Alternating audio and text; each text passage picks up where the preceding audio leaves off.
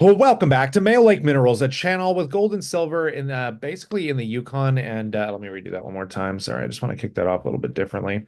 All right. Welcome back to Mayo Lake Minerals, a channel during a precious metal boom, exploring new discoveries here with Vern, the CEO. First and foremost, welcome back, sir. I'm glad to be back. Yeah, always a pleasure to get you back on. So I want to dive into this. I know there's a lot going on with the merger. There's just a whole lot going on in the precious metal sector. Maybe tell us what's going on between your Yukon property here, this merger, and give us the full view of what's up today. Okay, I'm going to start off basically outlining what's being merged and everything. Uh, and I think this slide puts us into it the best. You can see that both uh, West Mountains property, which is over in Alaska, is and our properties, which are in the Yukon, are all within the Statina Gold Province, which has had a lot of recent exploration on it. It's a lot of exciting discoveries, yeah, both in the Yukon and Alaska.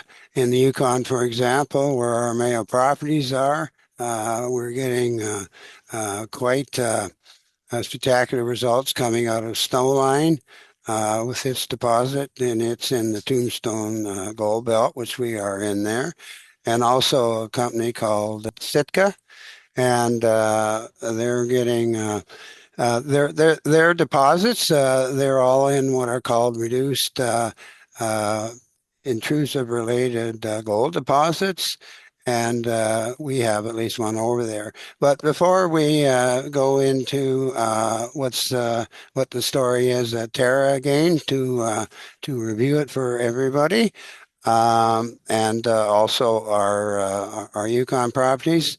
I just like to say a bit about how the merger and the merger coincidental merger financing is going. Um, as predicted, and we've been telling all of you this, we really can't expect to advance the merger or even engage people in the financing for the merger until at least October, November, and more likely it would end up being completed in January and February. Um, my theory is that who's going to put money in back last summer for a project where you're not going to be drilling until the summer, early summer, late spring of 2025, and and and that's and we always predicted that we wouldn't be hearing from anybody about an interest in financing until right now. And I'm pleased to report that we are now in the last couple of weeks. We've had interest, and we're engaged in talking to these parties, both about initial uh, the initial placement and the total financing. So that's good news. Now, there's always a caution on that. We're engaged in talks, and they seem to be going positively, but it ain't done until it's done.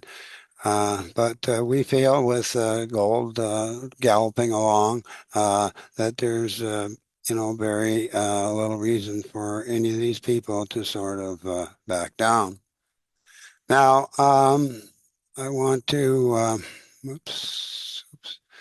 yeah, I want to talk a little bit about uh, the um, the uh, the Terra deposit. This slide shows sort of the position of the zones, the two important zones. But we've, because of delays in in the financing, and not because that this project isn't worth investment and financing, but just because of the market conditions that over the last year. We've had time to dig into West Mountain's 43101 studies and some of the previous studies they've had, and kind of upgrade our understanding of this deposit, and understand how it will be expanded, and what the true resources are right now if these 43101s had been uh, composed now. For example, really the NI 43101 resources, and we're talking about combined resources here. If you want to see the breakdown, just go to our website or press releases. But anyway, uh, yeah, like for example, the it was done in 2020, and just let me look at this. Well, surprisingly enough, I've got figures here where if we had uh, obtained a 43101 resource estimate in, say, mid 2024, a couple of months ago, uh, well, spot price a couple of months ago for gold was well over 2,300. Back in 2000, it was kind of jumping between 1,400 and 1,800. So kind of the reference price, or which is the cutoff price that the people that do all these estimates was probably something under $1,400 US back in 2000, and now it's probably more like 2000. So with that said, even when they were doing an estimate for an underground narrow vein mine, uh, the cutoff has gone from 5 grams of gold per ton to down to 2.5. And we see lots of companies or the parties that are doing 43101s and even internal estimates, they're starting to use 2 grams. This increase in gold prices allows you to market mine profitably large areas that you couldn't before. And like the underground narrow vein mining, even based on the two prices I told you between 2020 2024, we've gone from 700,000 ounces of gold combined resources to up to nearly 900,000. Now, one thing that is lowering of the cutoff values, it's allowed these zones to be mined through bulk mining. And this, of course, the gentleman that did these 43101s for bulk mining, he used a cutoff of 0.35 grams per ton uh, for gold. And using that, in open pitting, we've got again, using a cutoff. Well, as I explained, we were able to take the cutoff down to 0.35, which is actually conservative for most mining done in this area. Now we have 1.93 million. Sorry, 2.5 million ounces of gold at this cutoff 0.35 grams done gold. Uh, but there's one problem that I don't know whether it was not completely anticipated, but the bend zone, where you see it's over here, rather steep side of the mountain or the mountain ridge here. Um, I cannot see it um, been open pitted. I think we're looking at bulk mining underground. I think I'll show you why I think this is viable for bulk mining underground. But even if you use that, and let's say we use a cutoff up at 1 grams per uh, uh, 1 grams gold per ton. Uh, this is, and this has been demonstrated in a number of places. That would reduce it to uh, a total of for both fish and Ben, 1.933 ounces, which for rounding purposes and what we'll do for projection, we'll just use 2 million. Um, yeah, so this in these stretches where there's been a lot of drilling, we call it the drilled out section. It's about 250 to 300 meters deep. I think it's close to 1,000 meters long, and about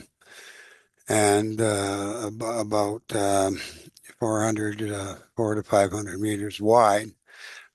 Within the drilled out section of both these zones together, so we have about 2 million. Now, these deposits, they're intrusion related. How they relate to the reduced is a bit of a mystery. There's a whole bunch of deposits that marginally look like these reduced intrusions. Pogo, for example, in Alaska would be one, and a number of others. But it doesn't matter as long as the gold's there. And so most of these deposits are, uh, they're all in the intrusion, and the intrusion's been shattered and faulted, and there's jointing, and it's opened up, and that's where most of the gold has been deposited. And it's sort of a long parallel kind of rectangle from one to the other. Within these this drilled out section, what we find is domains that are composed of narrow veins uh, and uh, and veinlets and a number of other alterations and that give us gold values. Each of these domain, which represents on this particular map, represents a narrow vein. Each of these domains basically goes from, let's say, on average, 1 meter for the narrow vein high grade uh, to probably 20 to 40 meters wide, which makes it quite mineable at 1 gram per ton, 1 gram of gold per ton. And uh, where these type of deposits have been studied, there seems to be every indication that they continue on at depth and at some depth, the nature of these deposits. So look at, we've got 2 million ounces here. If we double up the drilled out area, that's 4 million ounces. Um, well, that's another 2 million, which gives us 4 million. And this intermediate area, which wasn't drilled at the time because um, of the steepness, but it will be accessible for drilling. Another advantage of course, of this high relief terrain is that we can start moving to depth, and our drill lengths are going to be not as long as if we were coming from an upper surface on flatter terrain.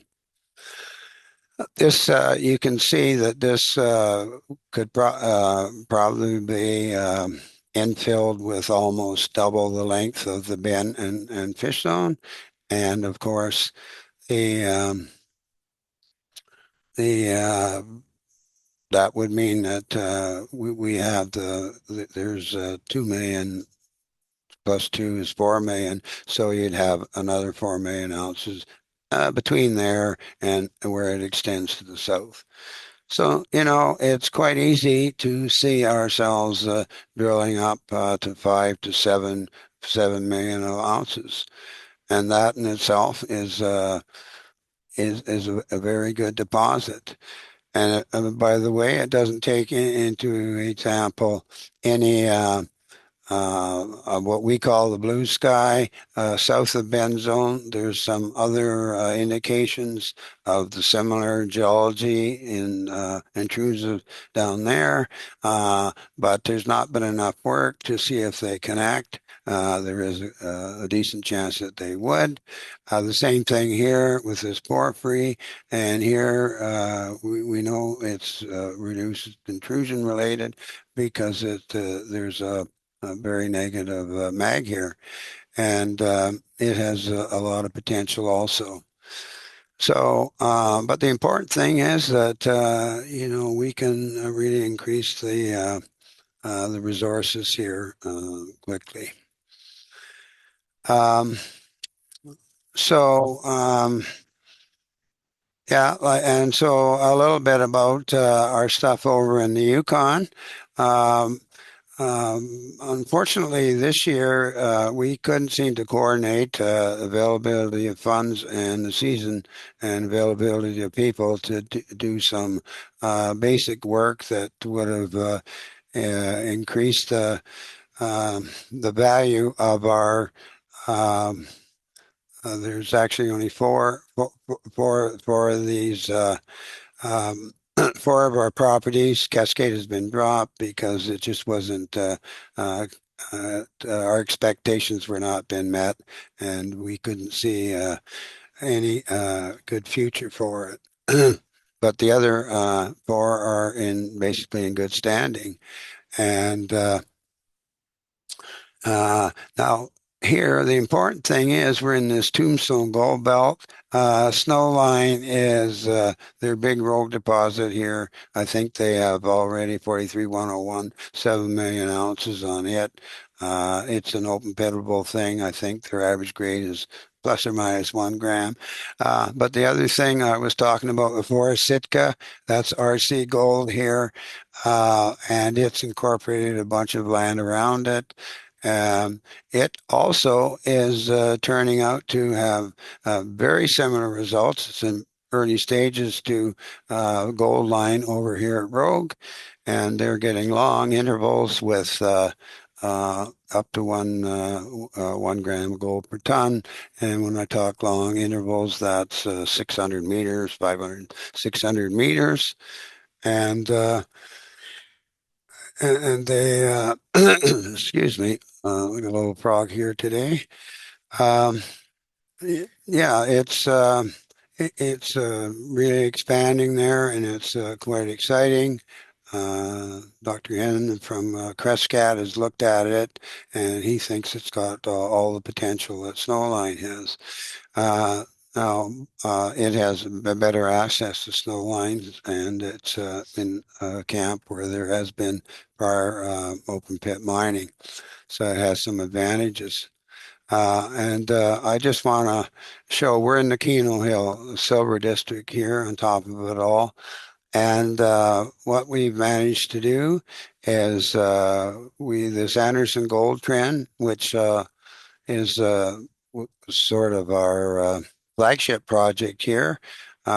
We've managed to put some cash in lieu on this area and preserve. We had to drop some claims in this area, but we preserved all the Anderson Gold Trend, and where most of the excitement has been from our uh, previous works, and also we've preserved our access and everything. So what we plan to do next year on all these properties is joint venture them to other companies either immediately or in the case of Anderson Gold Trend, all we have to do is some more soil testing that will bring our potential targets for mines from about 4 to 8. And, I think a lot of people can see a potential a gold camp here, and we can lay back and just have somebody else uh, spend the money. The trail minto is we've preserved all our claims here. And again, with the same idea. Now, Trail Minto has geology very similar to Sitka's, which is just off to the left here, and Banyans to an extent also. And they've got 7 million ounces of this reduced. The reduced intrusion related are characterized by these sheeted veinings, and our soil sampling to date has suggested that there's sheeted veinings surrounding one of these intrusives.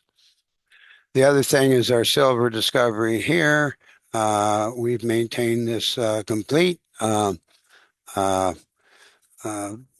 property, Carlin Root, but the discovery is over in what we call West Carlin. And lo and behold, I forget the company, but they've optioned it from Strategic. Well, it was, yeah, Strategic. And they are going to be doing a lot of exploration next year. And there seems to be some indication that our silver trend is on along this. So this is ready for extensive trenching and drilling to prove out this high grade discovery. Edmonton has its own attributes. It looks like a magnetic low with multiple mineralization, gold, and some base metals. So everything's in good shape here for joint venturing next year. We may do a little work just to make them even more attractive. Um, yeah, now of course we've been running a small um, a small private placement within uh, Mayo itself to take care of keeping these properties together, and also doing a little bit of work on them, and also quite a bit of work on the towards the merger. If anybody's interested in this, the terms are what I think are extremely positive as when compared to what we see the the merger offering going ahead. And we've closed in tranches. I think it's about the original objective was 1.4 million Canadian. And I think we've closed. It's up to 700,000 now, and with closing the rest of it would certainly um, um, improve our balance sheet for the merger. Um, so if you want to see the terms of that, just check on our website, or you could get in touch with either Daryl Monroe here or myself in here, Ottawa, Ontario, either by telephone or email. This is just a forward-looking statement, disclaimer that we're obliged to show after all our presentations with the regulators. You should read it. They want you to read it because it does state that all this is high risk, but of course it's high reward too. So I think I'll leave it at that, Kyle, unless you have further questions. Nope, but on this note, I will pass it off to the viewers in this incredible gold bull run with the opportunity that exists here. We'd love to hear about what you think in the comment section and consider subscribing for future news, catalysts, and updates.